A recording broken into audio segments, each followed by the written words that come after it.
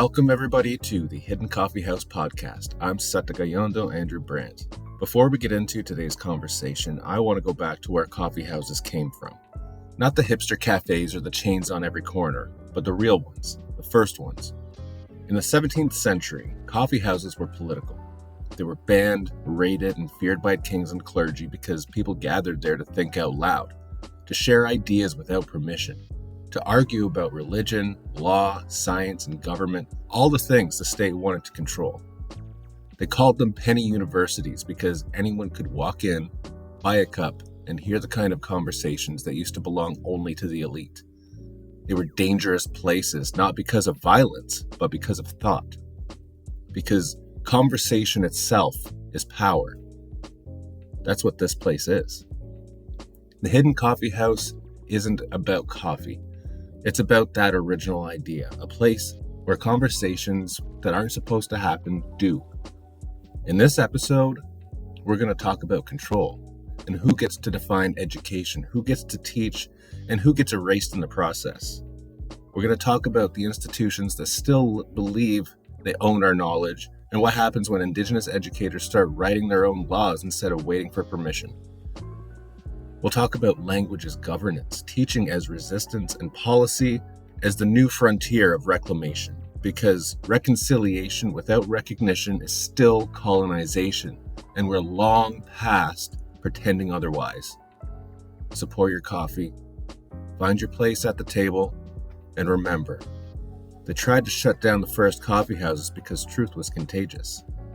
This is the Hidden Coffee House podcast. Let's begin.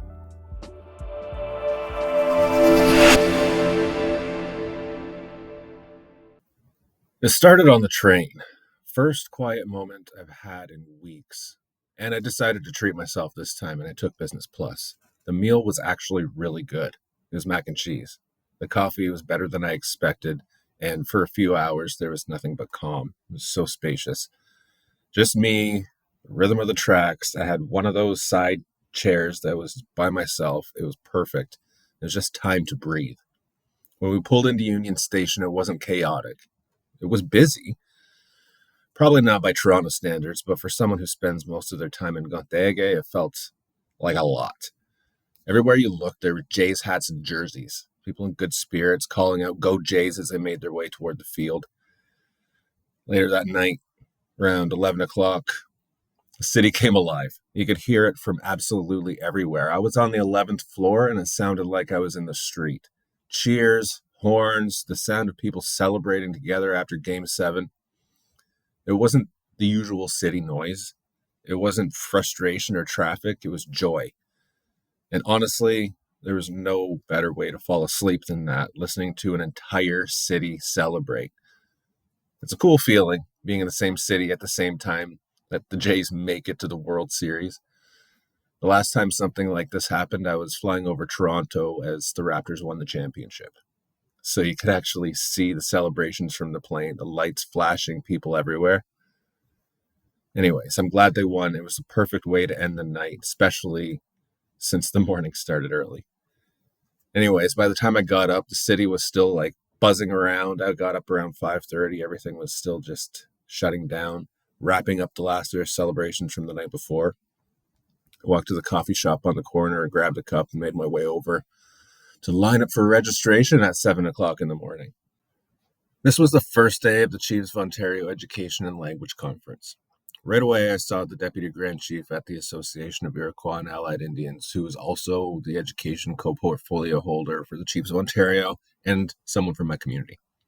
She came over, congratulated me on my win over the Ontario College of Teachers, and once again reaffirmed that what happened has set a precedent.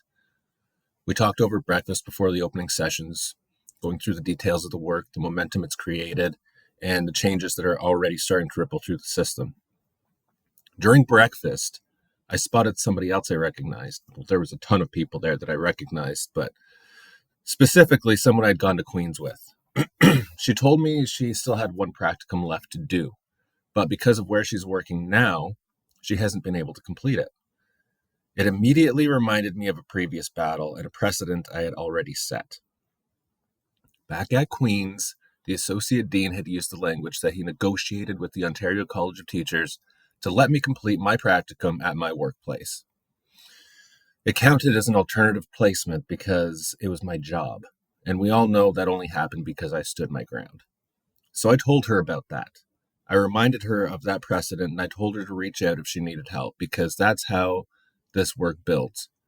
One step, one challenge, one win at a time, each one clearing a path for the next. That's what brought me to this point. Battles with both Queen's and the Ontario College of Teachers, where the 7 grandfather teachings and the responsibility to the next 7 generations made the fight possible. Anyway, people who know me, whether in person or social media, know I'm always wearing a hat. It's kind of my thing. But there's a little bit more to it than that. So when I go to gatherings, one of the first things I do is look for the elders wearing hats, and then the youth between about 7 and 12 years old. In some communities, it's protocol to remove your hat for certain things. In others, it isn't. The people in those age groups, the elders and the youth, they're the ones who are going to know the protocols the best, the ones who've lived them, the ones who've just freshly learned them. When you watch those 2 generations, you see how the community defines respect. Those are the social cues that tell you what matters there. When you mirror that, you're practicing relational learning. And then it began. The first session was the workshop with the Ontario College of Teachers and the Ministry of Education. The topic, Accelerated First Nation Languages Teacher Certification. After everything that just happened with OCT, this one was going to be interesting. I packed my bag, my work phone, iPad, notebook, bottle of water, whatever else I had, some candy, I think, and got ready to go in and hear what they had to say. The subtle rage toward colonial institutions always sits just beneath the surface, but you learn to hold it steady. Making a scene at the beginning doesn't change systems. It's after they've tried and failed to sit down for a real discussion that's when we make a scene. Diplomacy. That's one of our teachings as Kanyen'kéha. We speak first, and we've always been known to be some of the best orators in history. Anyways, the room filled quickly. There were still people coming in after he started. More educators showed up than there were seats for, and the hotel staff had to go find extra chairs. It was standing room only pretty much by the time things got really started. And when the man from the Ministry of Education got to the data on the number of First Nations, Métis, and Inuit students in the public school system, educators from all the nations started pressing him hard, like they were grilling him. The questions came fast. They were pointed, necessary, long overdue. Kind of felt bad for the guy, you know? Anyway, when the opportunity came, I asked him, because he had mentioned some barriers and stuff like that. So I asked him, you mentioned barriers.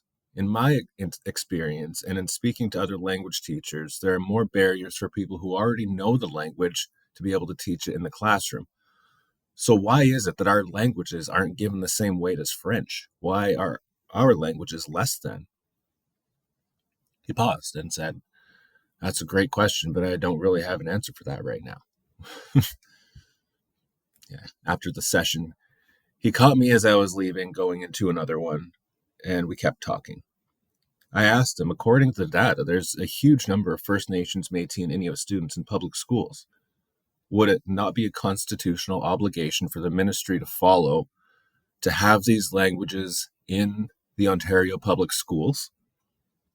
He nodded and said, yes, that's exactly the thing I'm trying to get them to understand. And that's the problem they don't understand. They can say the words, quote the data, even nod at the Constitution, but they still treat Indigenous languages as symbolic instead of structural. They think the work is about inclusion, not authority. They don't see that language isn't something that you add to education. It is education. It's law, it's governance, worldview, and memory, all in one. So there we have it. That's where we need to push, because these are the reflections of people who are still in the process of decolonizing their thought process. They haven't yet moved into the action of decolonization. They're still speaking about it like a theory, rather than a lived practice. So what I'm doing isn't adding cultural stuff to the curriculum. It's not an add-on. It's not a bonus. Culture isn't just songs and dances or arts and crafts. It's not just powwow or just ceremony. It's how we know. It's how we think. It's how we move through the world. It's the lens through which everything makes sense. At this conference, there was powwow as pedagogy. I've written wampum as pedagogy. This makes people uncomfortable because they've been conditioned to believe that culture and language are extras. Nice to have, but not necessary. But this couldn't be further from the truth. What I'm doing is reconciliation in education. If you go to another Commonwealth country, New Zealand, for example, you don't learn Maori language and culture in a designated period or in a box labeled optional. You learn it as part of the curriculum, and it's woven through everything. Teaching in two worldviews, in two or even three languages, doesn't dilute learning. It deepens it. It strengthens metacognition, builds critical thought, and teaches students how to see beyond one lens. There's a term for that, two-eyed seeing. So that's where I'm headed. But to get there, Bill C-91 needs to be completely reworked at the federal level to include the teaching of our languages, not just preserving or revitalizing them, but teaching them in schools. The provinces already have direct control of education, so it's time to start putting pressure where it counts. So first, I'll talk about what happened with the Ontario College of Teachers, the process, the fight, and the precedent, and then we'll talk about what comes next. Yes, there will be a call to action. When I talk about reconciliation in education, this is what I mean in practice. The classroom is where the learning happens. The system is where the fight lives. For months, that fight was with the Ontario College of Teachers, and it wasn't about paperwork. It was about control. Who gets to decide who's qualified to teach our language on our own land? It started when I applied for an exemption from the math proficiency test. That test is from the Ford government, and it has nothing to do with Indigenous language instruction. I had been teaching full-time with years of experience behind me, a post-secondary diploma in Kanyen'kéha from Trent University and Jichonheadongwawana, a program created and taught by Indigenous educators themselves. That should have been enough. But the college said nope. They refused to recognize my letter confirming that I'm a full-time Kanyen'kéha teacher. They told me I didn't qualify under their definition of native languages teacher, even though my entire certification rested on that exact work. And let me be clear, I'm not against additional basic qualifications. I'm actually finishing some off right now. And so that's when the irony hit me. You see, they accepted my diploma privately when I was sending in all my documents, but they wouldn't acknowledge it publicly. They were fine using it to issue my certification, my multi-session transitional certificate, but that not fine listing it on the public register where everyone could see it, like they do with French. That isn't recognition, that's erasure. But they still hid behind process. We're bound by regulation, they said, as if colonial paperwork outweighs constitutional rights. So I made it public. I copied everyone, the Ministry of Education, Indigenous Affairs Ontario, MPPs across party lines, and so many more. I laid out every law they were ignoring. I told them this wasn't about a test. It was about Section 35 violation committed by basically what is a Crown corporation. They were created by legislation, and that they'd forgotten what Crown promises actually mean. I mean, even a bad lawyer would make that argument. Come on. So then came the waiting. Oh, the waiting. The silence. Oh, the silence. Like up to 30-day delays, auto responses, polite deflections, each one another reminder of how colonial bureaucracy protects itself. When nothing changed, I paid for an internal review. The only way to make them look at their own mistake.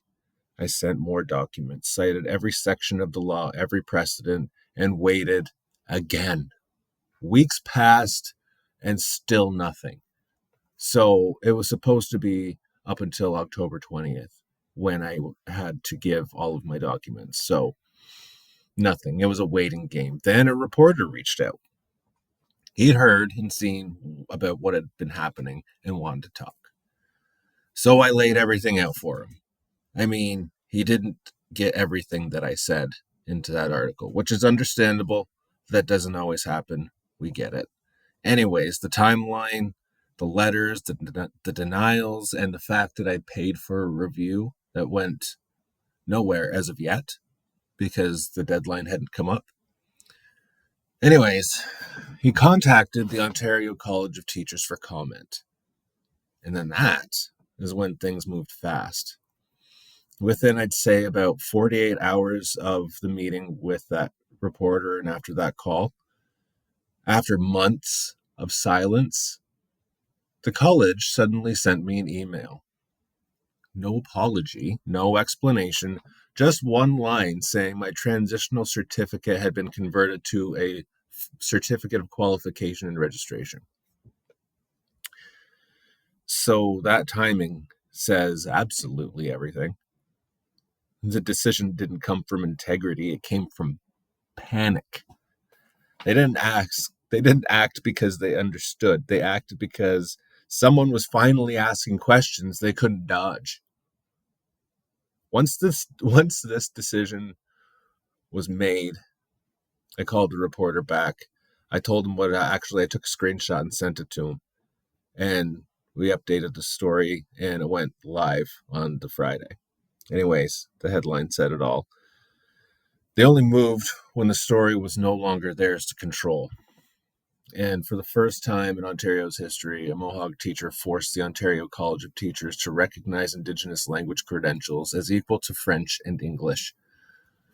When I read that email, it didn't feel triumphant. I felt still. Because this wasn't just about me. It's about every Indigenous educator coming through behind me, every language teacher who's been told they don't fit the system. The system just admitted, in writing, that it was wrong.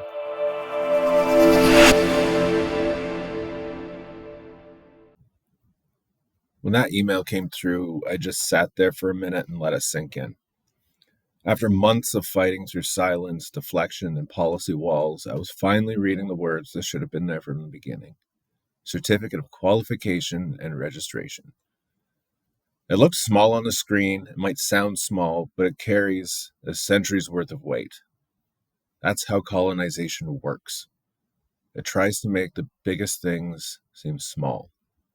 Language, recognition, identity, the right to define our own education. The system minimizes its significance, reduces it to bureaucracy, and then buries it in the same tone used for updates and renewals. But when you've spent your entire career being told that your language, your diploma, and your lived experience don't count, that line on the screen means everything. The fight with the Ontario College of Teachers wasn't about one person getting certified.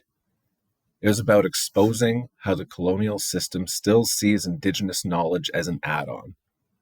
It was about forcing a colonial institution to admit in writing that Indigenous qualifications are valid, lawful, and equal. Now that this precedent exists, the question becomes, what do we do with it? Because recognition without reform is just maintenance. It keeps the system looking progressive while changing nothing underneath. So that's where we turn to Bill C-91. The federal government passed it in 2019 under the name An Act Respecting Indigenous Languages. The language of the act sounds supportive. Preservation, revitalization, reclamation. But nowhere does it say education. It treats language as culture, not as curriculum. And that distinction matters. If the act was written to recognize Indigenous languages as official subjects of study within public education, The fight with the Ontario College of Teachers would never have happened. The rights would have already been built into law. Instead, the Act leaves education to the provinces. And the provinces have used that loophole to do nothing. The Ontario Ministry of Education, for example, acknowledges that over 50,000 First Nations, Métis, and Inuit students attend public schools, but Indigenous languages are still almost entirely taught on reserves or in alternative settings. The system knows the numbers. They show up in ministry data, in reports, in workshops, but the policies never follow. That's the colonial pattern. Recognition without redistribution. Inclusion without authority. The truth is, Canada didn't build education to empower Indigenous people. It built it to contain us. The system is designed to control the narrative, to determine who gets to teach and what counts as knowledge. Every barrier that exists, from credential recognition to testing requirements, serves that same colonial purpose. When the ministry official said to me, "Yes, this is exactly the thing I'm trying to get them to understand," he meant it sincerely. But sincerity doesn't fix the law. Understanding doesn't create change. Policy does. The next step isn't another consultation or committee. It's rewriting the legislation. Bill C-91 needs to be rebuilt, not amended, rebuilt, to mandate Indigenous language instruction in public education. The wording must change from supporting revitalization to requiring delivery and supporting revitalization. Indigenous languages must be integrated into the curriculum the same way French is, as credit-bearing, examinable, and staffed by fully qualified Indigenous teachers. And the provinces need to be held accountable to that. Ontario can't hide behind federal jurisdiction when it suits them. The truth is, they already control education directly. They regulate teachers, issue certificates, approve curricula, and inspect schools. They have every tool they need to implement Indigenous language programs today. The only thing missing is the political will. That's where the pressure comes in. Every policy has a pressure point, a place where public accountability forces the system to move. For education, that point is the ministry itself. When they realize that the number of qualified Indigenous educators is growing and that the credentials are now legally recognized, they'll have no choice but to open the gates. Because the truth is, the system isn't built to lead change, it's built to react to it. And that's where we come in. This isn't about waiting for them to understand. It's about making their understanding irrelevant. It's about building systems that don't need permission to exist. My wampum model comes back here. The same framework that guides classroom practice and governance. Each wampum string, self, balance, knowledge, responsibility, represents an element of resurgence. Together they can form a cord that binds people, communities, and nations through accountability and relationship.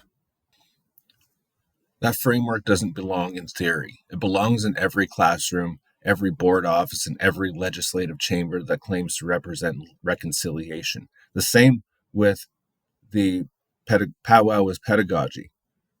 Those two things, exactly. And pedagogy is based on everybody's sense of identity, is exactly what we need. If the federal government can pass Bill C-91 and call it language legislation, then the next step is to hold them to it. Language cannot exist without education, and education without language is colonization. The work ahead is to bring these threads together, to build a system that reflects who we are, not the one that tolerates us in translation. That means funding Indigenous teacher training pathways, embedding language instruction into provincial curriculum, and recognizing that Indigenous knowledge is not cultural enrichment, it's governance. Because our languages are laws. They hold our ethics, our protocols, our responsibilities to each other and to the land. When you teach a language, you're teaching a legal system. When you learn one, you're inheriting the duties that come with it.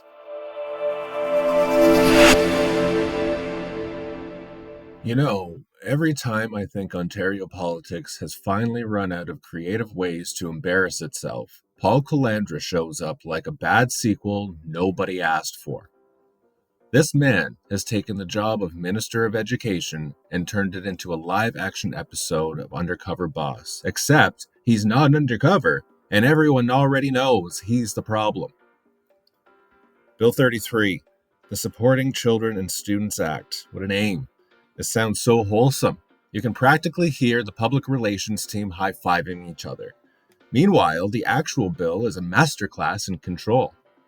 It gives Calandra the power to rename schools, micromanage boards, and call in the police because apparently what kids really need is a stronger relationship with law enforcement. Nothing says student well-being like adding a little state surveillance to your reading period. Yeah, he's calling it accountability. But I call it colonial control manual with a focus on extracurricular oversight. You're not supporting children, Paul. You're supporting your own ego. You've built an entire piece of legislation that treats education like a security risk instead of a human right. And you keep talking about order in the classroom, but here's the truth. The chaos doesn't come from students. It comes from ministers who don't know the difference between guidance and governance. And speaking of governance, let's talk about Mark Carney. The Liberals needed someone who could pretend to be new without actually changing anything, and they found him. The man's whole brand is competence cosplay.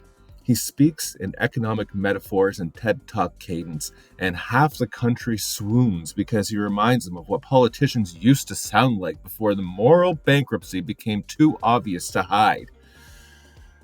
But beneath all that charm, Carney is basically running the Conservative Party's late 90s dream journal.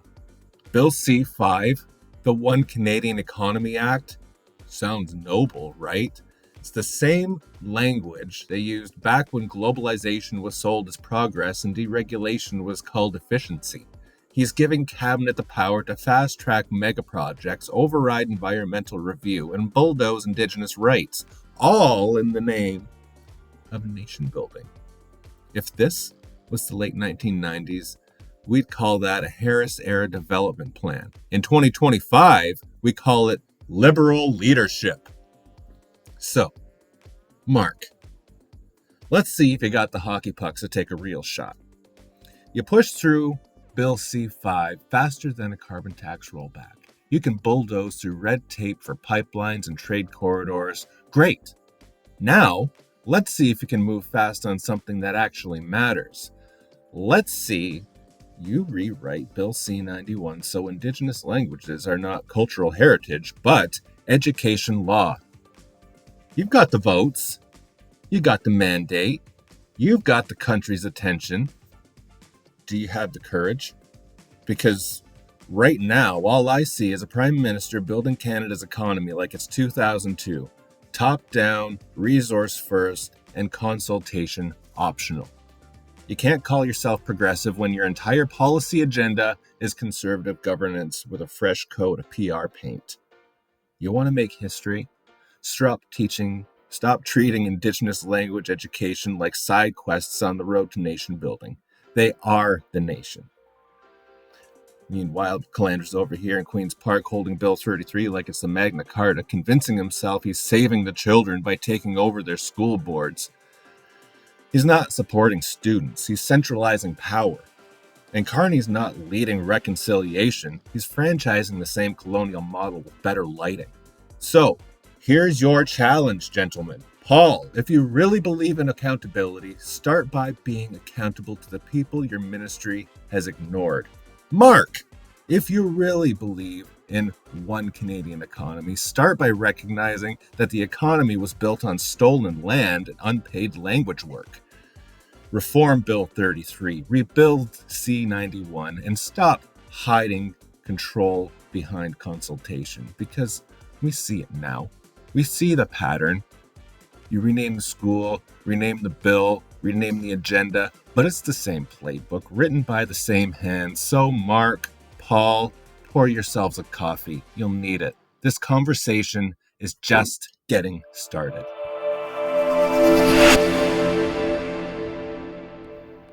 So that's where we are. An education minister writing bills about control instead of care, a prime minister building an economy that looks suspiciously like the one we were supposed to be dismantling, and an entire country still pretending that reconciliation is a feeling instead of a policy. But here's the truth. We've already started writing the new story. Every Indigenous educator who stands their ground, every language teacher who refuses to wait for permission, every community building schools, gardens, and governance systems rooted in our own laws, that's the real education system. It already exists. The colonial one just has not caught up yet. That's what the fight with the Ontario College of Teachers was about. That's what Bill 33 and Bill C5 expose. And that's why we keep speaking, because silence is how they keep their version of control alive. The Hidden Coffee House was never about coffee. Well, sometimes it is. But it's about truth. It's about bringing these conversations out of their meeting rooms and into the open, the way the first coffee houses did centuries ago. They were places where people dared to think out loud. That's still the work today. So keep watching, keep pushing, keep speaking, because if they can rewrite laws to silence us, we can rewrite systems to outlast them.